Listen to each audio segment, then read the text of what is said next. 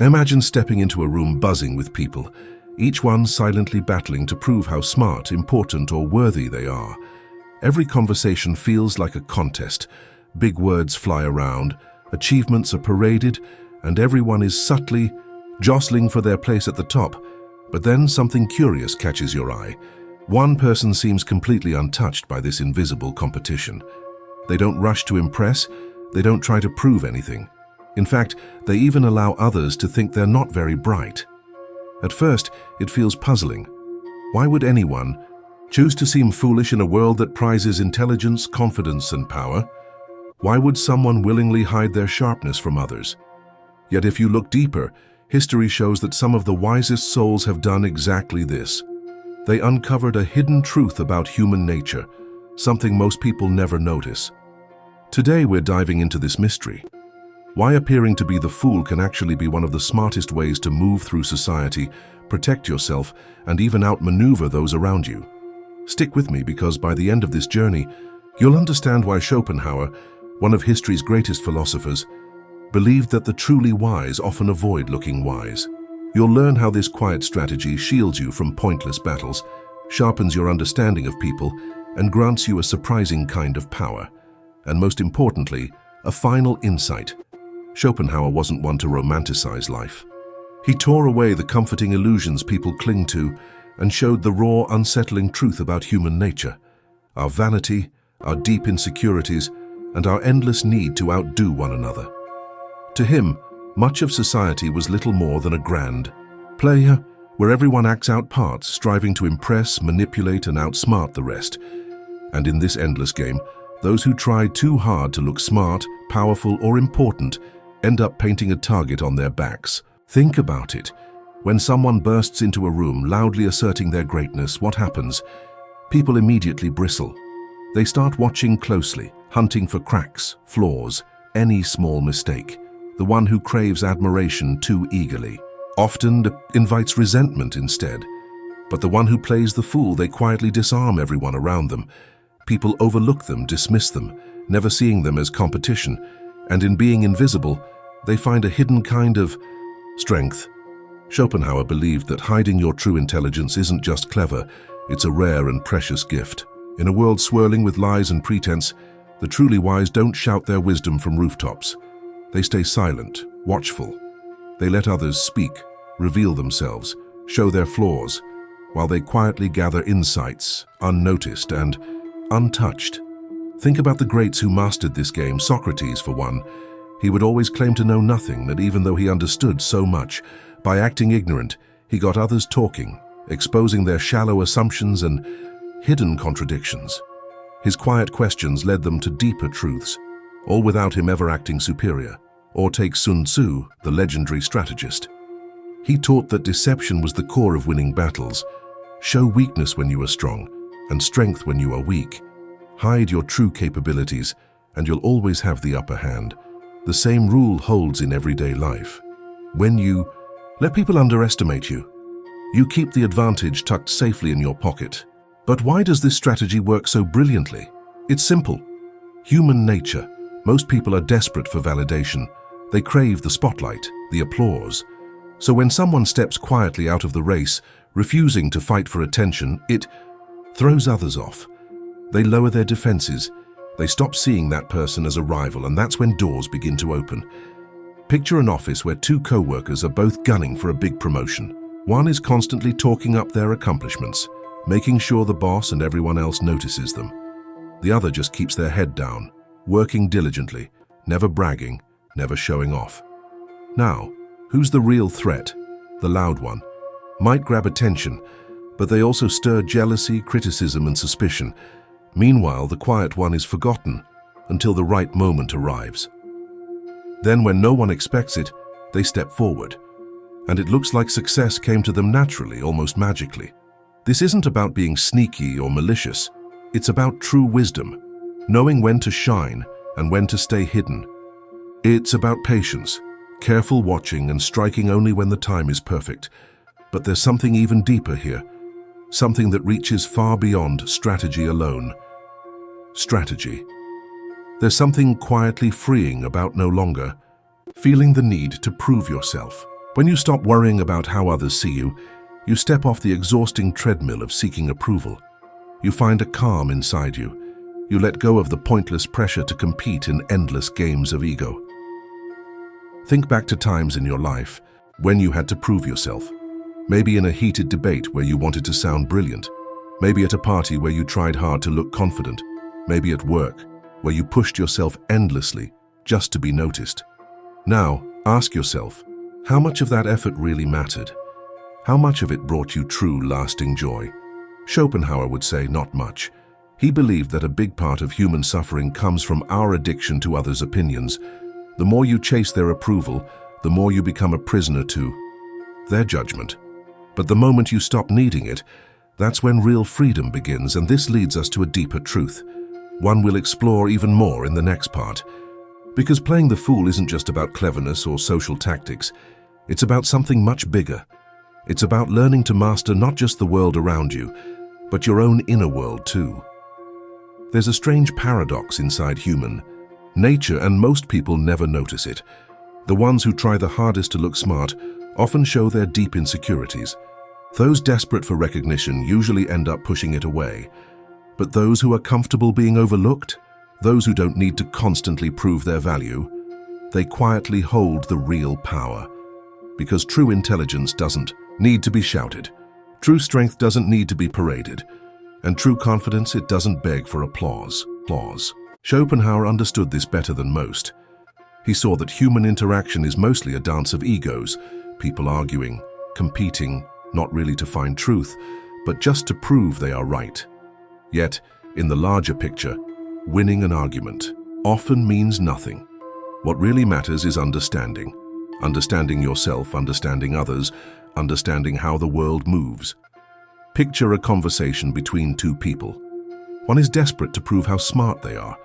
They dominate every moment, correcting others, brushing aside different opinions, making sure everyone sees their brilliance. The other, they listen more than they speak. They ask questions instead of boasting up strategy. There's something quietly freeing about no longer feeling the need to prove yourself. When you stop worrying about how others see you, you step off the exhausting treadmill of seeking approval. You find a calm inside you. You let go of the pointless pressure to compete in endless games of ego. Think back to times in your life when you had to prove yourself. Maybe in a heated debate where you wanted to sound brilliant. Maybe at a party where you tried hard to look confident. Maybe at work where you pushed yourself endlessly just to be noticed. Now ask yourself, how much of that effort really mattered? How much of it brought you true, lasting joy? Schopenhauer would say not much. He believed that a big part of human suffering comes from our addiction to others' opinions. The more you chase their approval, the more you become a prisoner to their judgment. But the moment you stop needing it, that's when real freedom begins. And this leads us to a deeper truth, one we'll explore even more in the next part. Because playing the fool isn't just about cleverness or social tactics, it's about something much bigger. It's about learning to master not just the world around you, but your own inner world too. There's a strange paradox inside human nature, and most people never notice it. The ones who try the hardest to look smart often show their deep insecurities. Those desperate for recognition usually end up pushing it away. But those who are comfortable being overlooked, those who don't need to constantly prove their value, they quietly hold the real power. Because true intelligence doesn't need to be shouted. True strength doesn't need to be paraded, and true confidence, it doesn't beg for applause. Schopenhauer understood this better than most. He saw that human interaction is mostly a dance of egos, people arguing, competing, not really to find truth, but just to prove they are right. Yet, in the larger picture, winning an argument often means nothing. What really matters is understanding yourself, understanding others, understanding how the world moves. Picture a conversation between two people. One is desperate to prove how smart they are. They dominate every moment, correcting others, brushing aside different opinions, making sure everyone sees their brilliance. The other, they listen more than they speak. They ask questions instead of boasting declarations. They let the first person bask in their feeling of superiority while silently gathering insights about their beliefs, their fears, their hidden weaknesses. Who, then, truly holds the power? It's the one who plays the fool. While others waste their energy puffing themselves up, scrambling for attention, the quiet observer collects knowledge. And over time, knowledge becomes power, real lasting power. But there's something even deeper here. It's not just about gaining the upper hand over others. It's about creating peace inside yourself. When you stop feeling the need to constantly prove something, when you're no longer at the mercy of others' opinions, you step into a kind of freedom most people never taste. Schopenhauer believed that much of human misery is rooted in our attachment to status, reputation, validation. We chase recognition, terrified that without it we might somehow be nothing. But that's a lie. The more we cling to outside approval, the tighter the chains around us. And the more we obsess over proving how smart or capable we are, the more we actually reveal our own inner fears. This is why many of history's sharpest minds embraced simplicity. They weren't trying to impress, they were trying to understand. They didn't chase admiration, they pursued truth. They knew that sometimes the smartest move in society isn't to shout your brilliance, but to quietly let others believe. You're just another face in the crowd. Think of Diogenes, the ancient Greek philosopher who lived inside a barrel. He rejected wealth, status, and all the flashy games society played. People thought he was crazy, a fool. But his wisdom was impossible to deny. Once, when Alexander the Great, the most powerful man on earth, and stood before him and offered to grant any wish, Diogenes simply said, "Move out of my sunlight." He didn't crave power. He didn't crave fame. And yet here we are, centuries later, still speaking his name, not as a fool, but as someone who pierced straight through society's illusions. There's incredible power in letting go. When you stop needing to prove yourself, when you release your grip on recognition, you become untouchable. Insults can't hurt you, criticism loses its teeth, and those who once tried to challenge you find there's no opponent standing before them. But does this mean you should always play the fool? Not quite. The true art is knowing when to hide your wisdom and when to reveal it.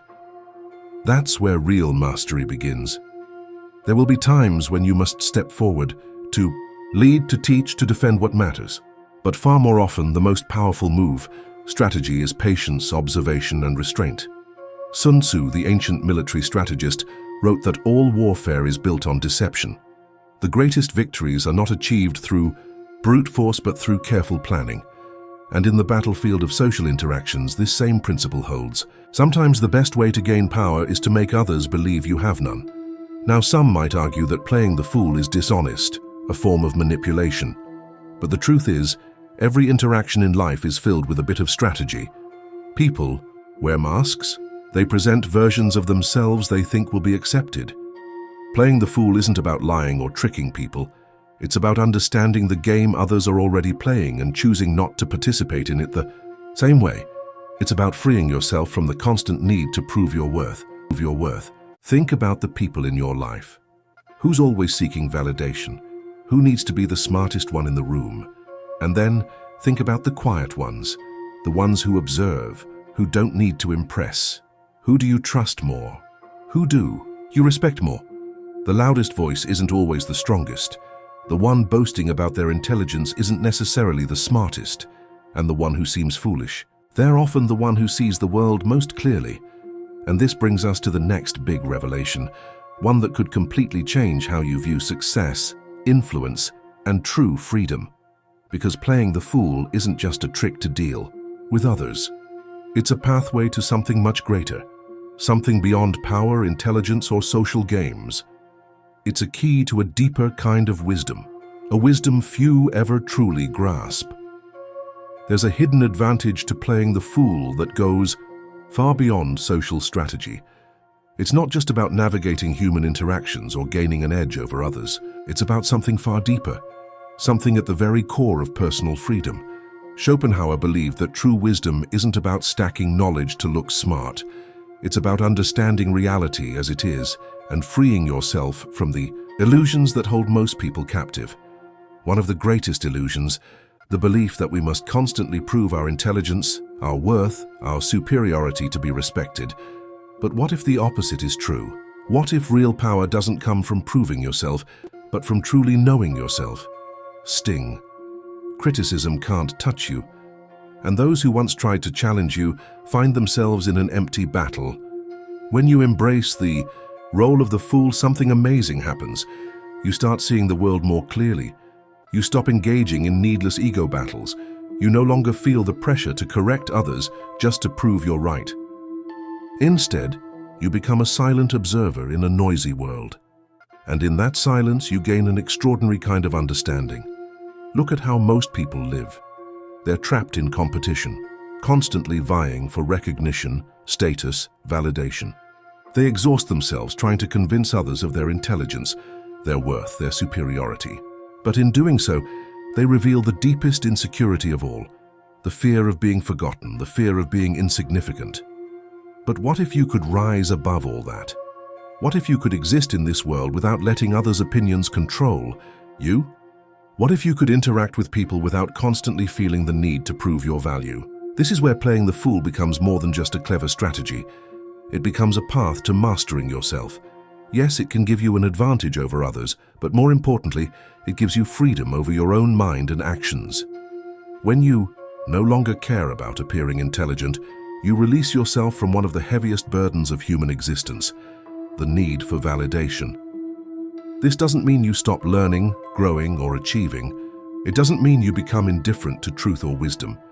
It means you are no longer a slave to needing others to acknowledge your intelligence or accomplishments. Instead, you seek wisdom for yourself, not for the applause of others.